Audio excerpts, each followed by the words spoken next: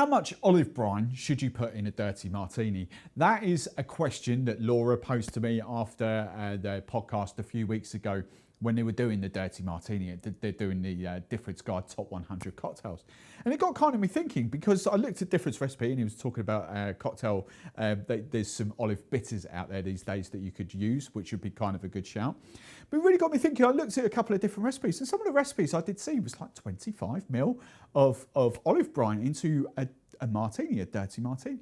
And I have to say that has changed quite a lot during my time. Now, I've never worked in proper out and out top end cocktail bars, so we're talking sort of the cocktail bars that you would go to where you spend like 15, 20 quid on cocktails, hotel cocktail bars, 5-star hotel cocktail bar. I've never kind of worked in that environment. But the cocktail bars I have worked in, we've never done anything like that. So it kind of got me thinking. It always comes back to that question, the customer, or the statement, the customer is always right. So how much olive brine should you put in a cocktail, into the dirty martini? So obviously, let's just clarify one thing. The dirty martini is essentially gin with your vermouth of choice, whether it's martini, whether it's Noli Pra, whatever kind of vermouth you are using. And then the dirty martini comes from the olives. Now, so traditionally, back in the day, and I'm talking, I haven't made dirty martinis for a lot of years. The environment I work in for the last 10, 15 years has not been the dirty martini kind of vibe. But back in the day, we would literally, all we would get was we'd get sort of 3 olives on a stick like that, make sure there's plenty of brine, and we would kind of just pop them on a stick in there. The olive brine that was on the olives would be enough brine to kind of add to that cocktail. But in the day and age where palates are getting more sophisticated, they're getting drier and people want different tastes, is it wrong to put 25 ml of olive brine into a cocktail?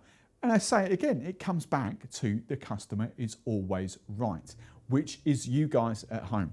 So the only piece of advice I can really give you about how much olive brine to put in is try it. You can always add more, but you can never detract.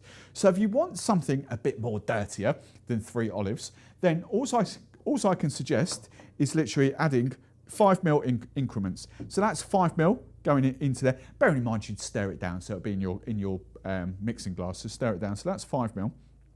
That 5 ml is drastically going to change the cocktail straight away. Okay, so don't think that 25 ml.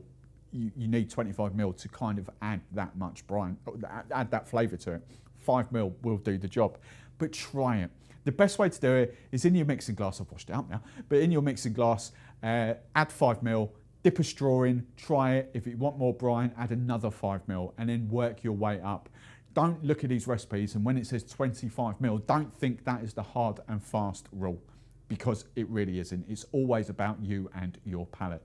But in the comments below, if you're a dirty martini fan, if you love olive brine in your cocktail, how much olive brine do you put in your dirty martinis? Let us know in the comments below.